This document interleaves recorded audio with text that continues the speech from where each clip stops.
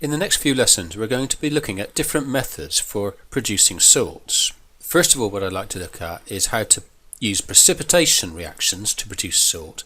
But before we do that, we need to consider the solubility of various salts. We need to know which types of salts are soluble and which are insoluble. And so I'm just going to go through a few basic principles or rules so that we can identify what are soluble salts, what are insoluble salts, and then we can consider how to use precipitation reactions to obtain the various salts that we're after. Okay, so let's just follow these rules. First of all, we'll consider salts of the cations of sodium, potassium and ammonium. So what we can say is that all common salts of these three cations are soluble, and conversely none of them are insoluble. Alright, so name a salt: ammonium chloride, it's soluble. Name a salt: sodium sulfate, it's soluble. Name a salt: potassium bromide, it's soluble. Okay, etc. So next in our list are nitrates, and nitrates is dead easy.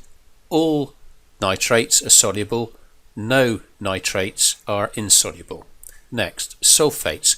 Most common sulfates are soluble salts, except the key ones from your IGCSE, GCSE point of view will be calcium and barium. Okay, so calcium and barium salts are insoluble. So the chlorides and the chlorides, well, I'm going to change that to the halides. I'm going to generalize.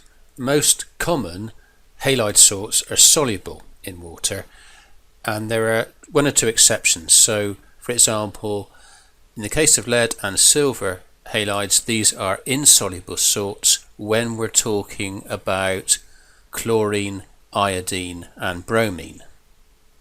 That's for the chloride, bromide and iodide salts, but not for the fluorides. Okay, so all fluoride salts are soluble in water. The ones that are not are the chloride, bromide, iodide salts with lead or with silver. These are insoluble. Okay. Finally, the carbonates.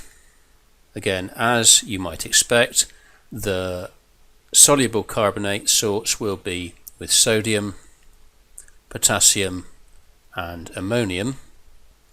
All of the other common carbonate salts that you're going to come across in the syllabus will be insoluble. For example, calcium carbonate or magnesium carbonate, aluminium carbonate will be insoluble in water.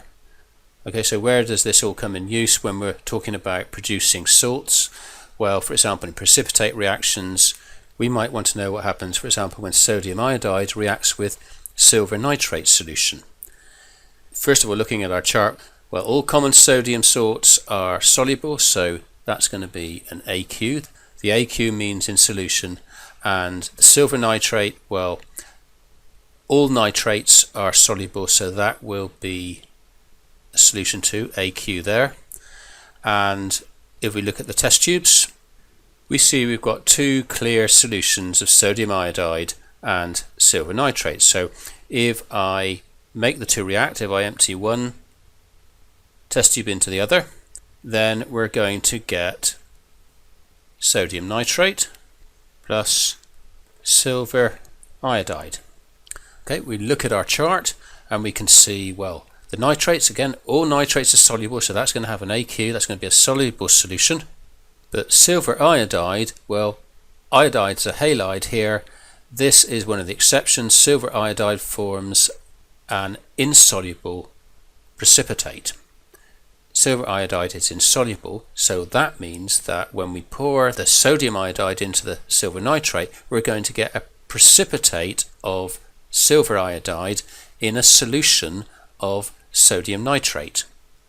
Okay, so you get a yellow insoluble precipitate, and we can represent that, for example, with an S, if you like. That means solid, but more commonly the idea of a precipitate is conveyed by a down arrow like that. Okay, that means precipitate. That means an insoluble substance has formed. Okay, this in this case, this is the silver iodide, and that is present in the solution of sodium nitrate. Okay, so we can use precipitate reactions to obtain salts. We'll look at this more closely in the next lesson.